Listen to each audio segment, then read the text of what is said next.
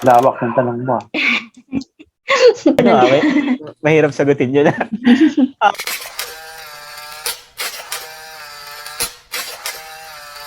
Ako, most of the time, iniiwasan ko mukhang video yung video ko. Yung isang experience ko na nag-iba na kami ng camera, nag-iba na rin yung parang pinaka-flow.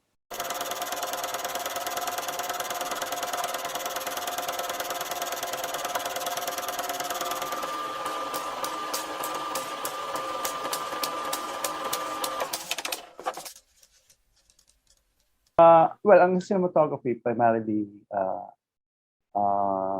this is actually the start of the art of storytelling using images and using yung elements ng cinematography, which is lighting, lenses, camera work, and other technical. So yun yung art ng cinematography. And basically, ang work ng isang cinematographer is actually to translate yung vision ng director niya sa pelikula niya. To translate it visually and technically to, kung ano yung to translate siya on screen through using yung technical tools ng isang cinematographer. So, and I'm not talking not just yung vision, yung general vision, but specifics like scenes, work ng isang cinematographer to enhance the dramatic content or yung dramatic intention ng scene using the camera, using lights and lenses.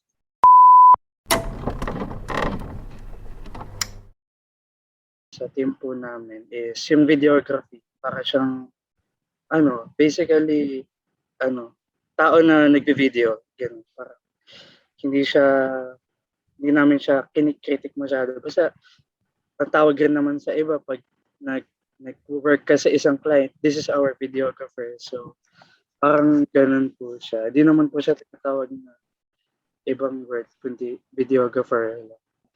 Parang more on coverage, mga live events, ganun ang sinasabi. Pero sa amin, since sobrang ginawa namin, kasi flexible naman, tas mas iniiwasan namin ng live events kasi nga mas nakakapagod at mas prefer namin yung projects na mas maraming time to post-production, to do the post-production.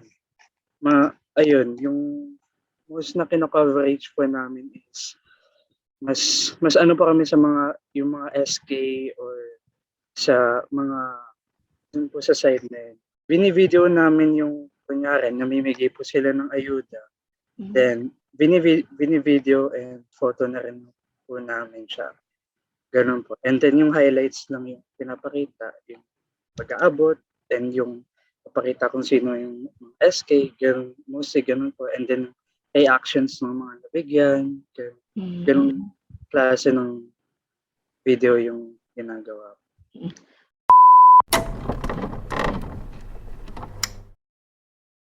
I'm still on a limbo. Personally naman, I wanna call myself as a videographer pa. Kasi I started doing DP work kasi just last year when I DP'd for a music video for one of the local artists here in Cavite. So, personally, I don't wanna call myself a cinematographer kasi merong certain, alam mo yan, may certain degree of experience when it comes to, calling yourself a director of photography. But right now, I can say na nasa videography stage pa ako. I'm still learning things, but I'm dipping my toes into cinematography. Kasi sa videography, most of the work that I do is one-man team. So I do the directing, the lighting, the shoot, and also the edit. When it comes to being a cinematographer, kasi you have a team of people doing those things for you.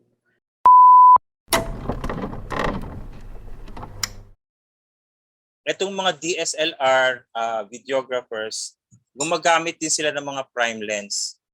Yung prime lens kasi, kagaya nung halimbawa, pag bumili ka ng ordinary na Canon na camera, may kasama siyang mahabang lente na pwede mong i-zoom in at saka i-zoom out.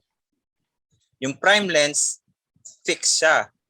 Parang sa pelikula. So parang, kaya nga nag-improve yung quality. So kukuha sila ng mga ultra sharp na camera, na lente. Tapos, i-apply nila sa DSLR na malaki na rin yung sensor. Maganda yung lumalabas. Ngayon, yung mga DSLR na camera can also shoot at 1080p. 4K pala, 4K. So mas malaki yung area na yon. Ngayon at the same time, pag edit down nila sa mas maliit na aspect ratio na 1080, kahit na mag-zoom sila sa image, sharp pa rin. Pag tinignan mo yung quality, maganda. Pati rin yung mga ginagamit nila mga Steadicam or Ronin, yung mga nag-move sila. Pag nirent mo kasi yung full size na Steadicam and movie rig, talagang ang layo ng difference nila. So, since mura na itong mga videographers, sila na ginagamit sa mga ganung types of shoot.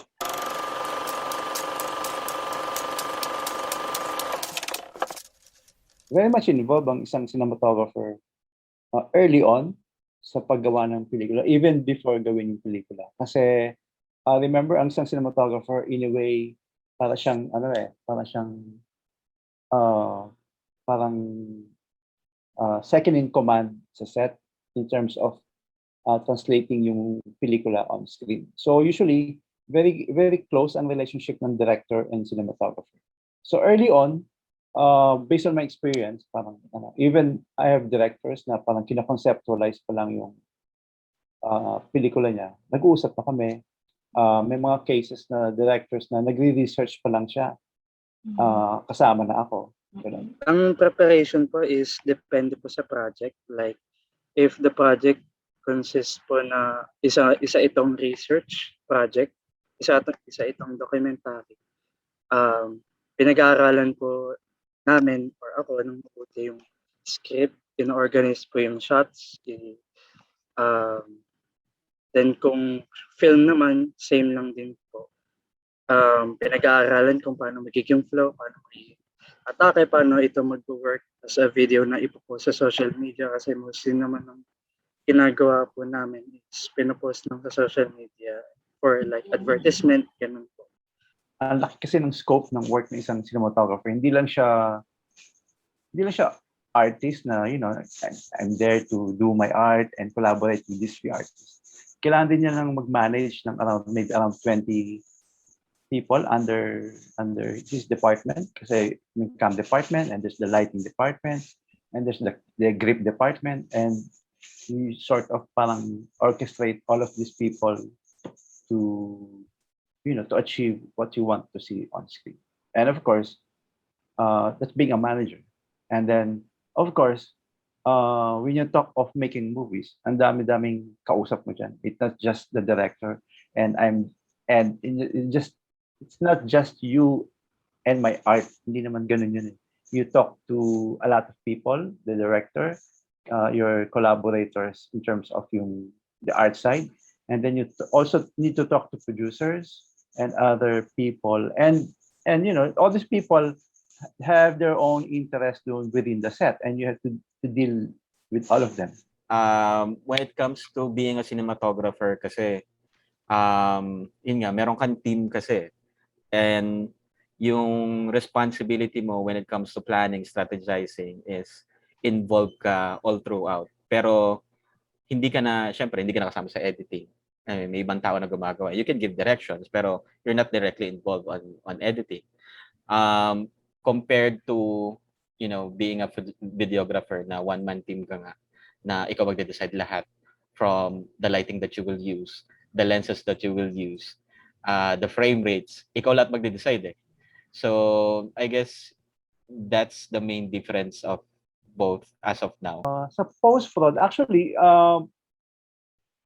nung pumasok ang digital cinema, the more na lalo naging involved ang cinematographer. Ako kasi, one of the last few cinematographers actually work on film, in the negative, and transition to digital. Yung mga younger DOPs ngayon, hindi sila nag-film. So, coming from my experience na gano'n, mas heavily involved ang cinematographer now sa post-prod. And as a cinematographer, I'm talking of just me, I don't know about. Very crucial sa akin na where is my film going to the post-prod stage? Sino yung color grading? Sino yung colorist ko? Saan siya mag-edit? Kasi more or less, I would more or less know my parameters while I'm shooting. Kung alam ko yung colorist ko, I would know what his or her capacity when you do color grading. Po. So, ano po, as in, sa amin po, isang videographer, isang photographer. So, yun po, ako po yung videographer. Kasi ako na po gumagawa lahat. Like, ako po nag-video, ako nagsiset-up. Kung may ilaw man, ako rin po nagsiset-up. Tapos kung mag-record man po ng audio for the video, like yung mga narration or yung mga interview na gustong ipasok si client, edi ako na rin po yung nag-record. And ako na rin po yung nag-edit. Actually, ang magandang example niyan, yung nanonood ka ba sa YouTube ng mga nagbo-vlog ng mga pagkain? Opo. Di ba minsan, I'm here at siya bahala siya. It's either pwede siya mag-il or usually, binablog niya sarili niya. Siya na yung bahala dun sa kanyang exposure, yung B-rolls niya and everything.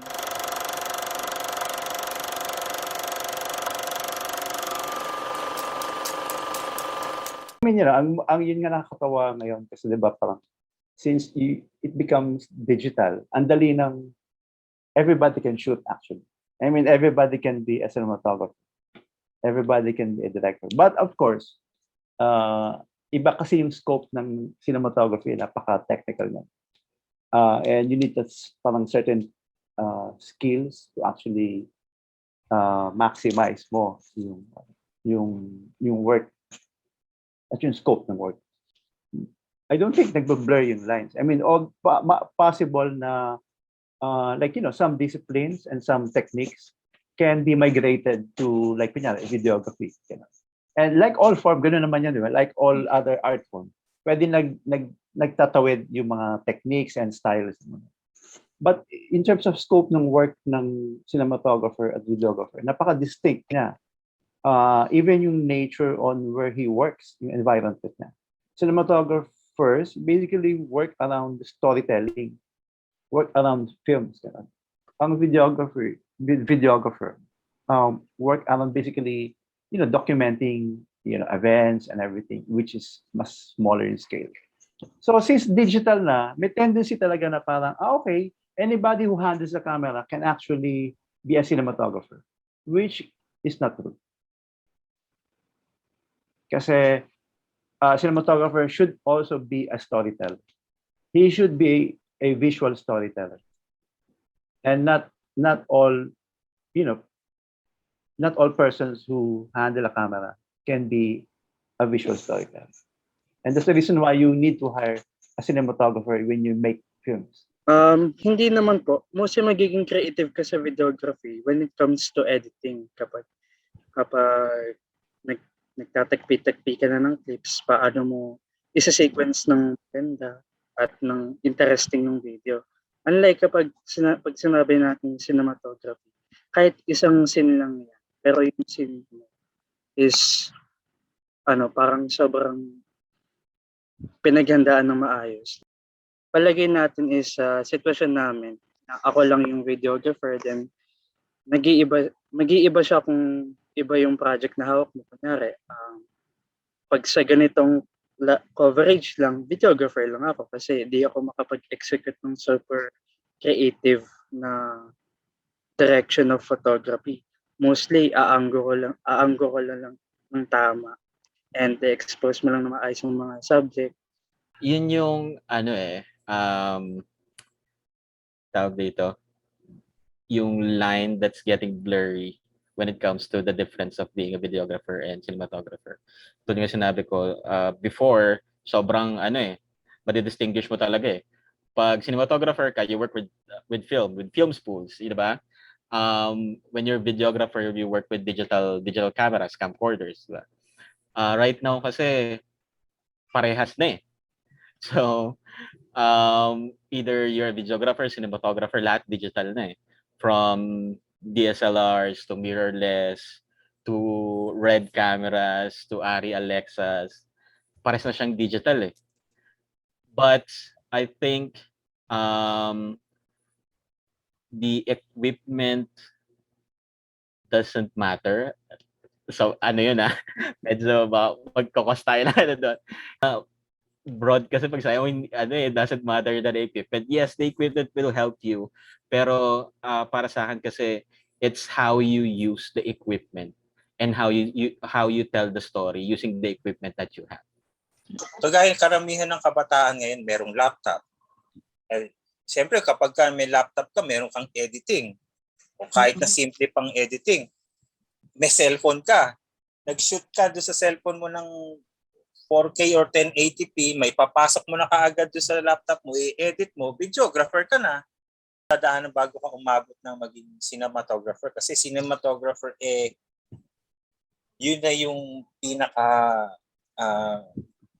mataas sa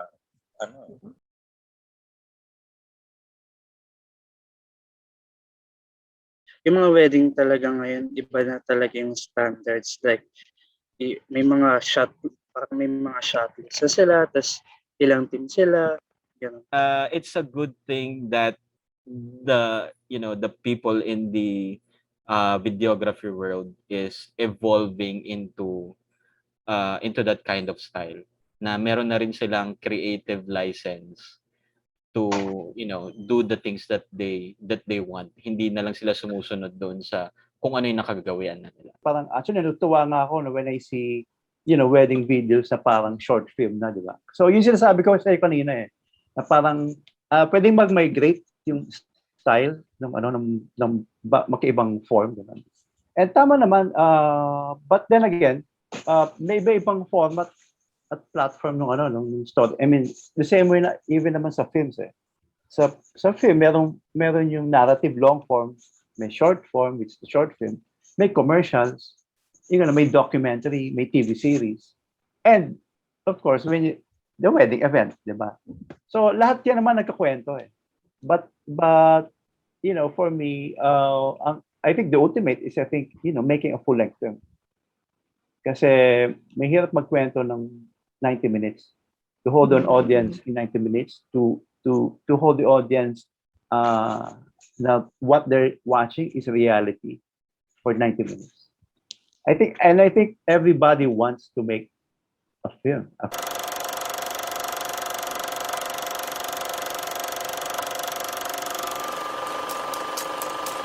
I think sobrang laki ng tulong ng social media and Netflix and yung availability ng mga films ngayon online na pwede ka na mag-stream.